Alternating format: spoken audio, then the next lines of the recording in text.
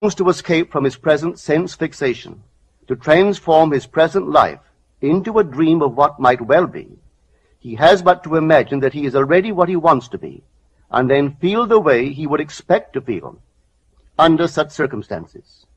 Let him, like the make-believe of a child who is remaking the world after its own heart, create his world out of pure dreams of fancy. Let him mentally enter into his dream. Let him mentally do what he would actually do were it physically true. He will discover that dreams are realized not by the rich, but by the imaginative.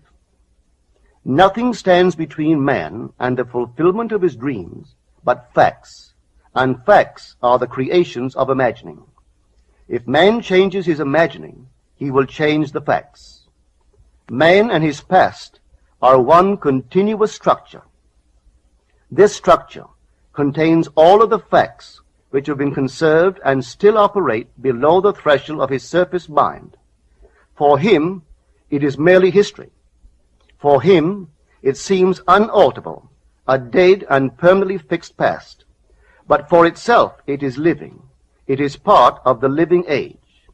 We cannot leave behind us the mistakes of our past, for nothing disappears. Everything that has been is still in existence. The past still exists, and it gives and still gives its results. Man must go back in memory, seek for and destroy the causes of evil however far back they lie.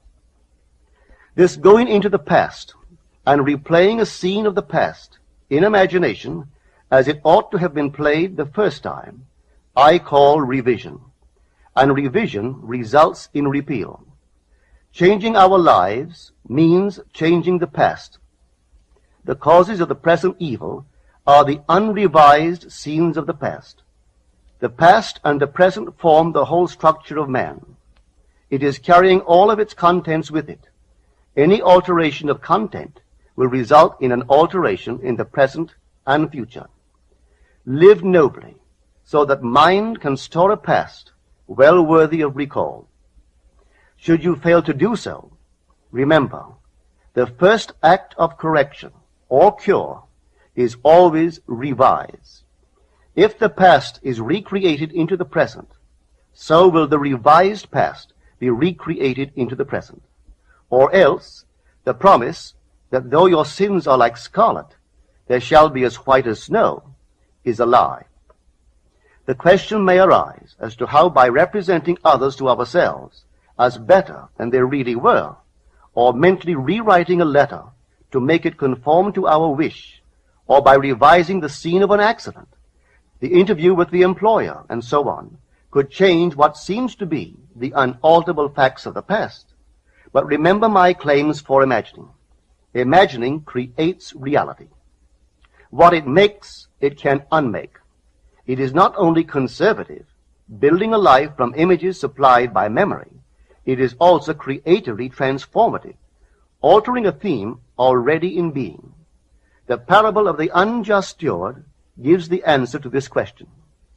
We can alter our world by means of a certain illegal practice, by means of a falsification of the facts, that is, by means of a certain intentional alteration of that which we have experienced. And all this is done in one's own imagination. This is a form of falsehood which not only is not condemned, but is actually approved in the gospel teaching. By means of such a falsehood, a man destroys the causes of evil and acquires friends, and on the strength of this revision proves, judging by the high praise the unjust steward received from his master, that he is deserving of confidence. Because imagining creates reality, we can carry revision to the extreme and revise a scene that would be otherwise unforgivable. We learn to distinguish between man, who is all imagination, from those states into which he may enter. An unjust steward, looking at another's distress, will represent the other to himself as he ought to be seen. Were he himself in need, he would, like the man on the cover of this record, enter his dream house in his imagination and imagine what he would see and how things would seem and how people would act after these things should be. Then in this state he would fall asleep, feeling the way he would expect to feel under such circumstances. Would that all the Lord's people were unjust stewards, mentally falsifying the facts of life to deliver individuals forevermore. Our future is our imaginal activity in its creative march. Imagine better than the best you know.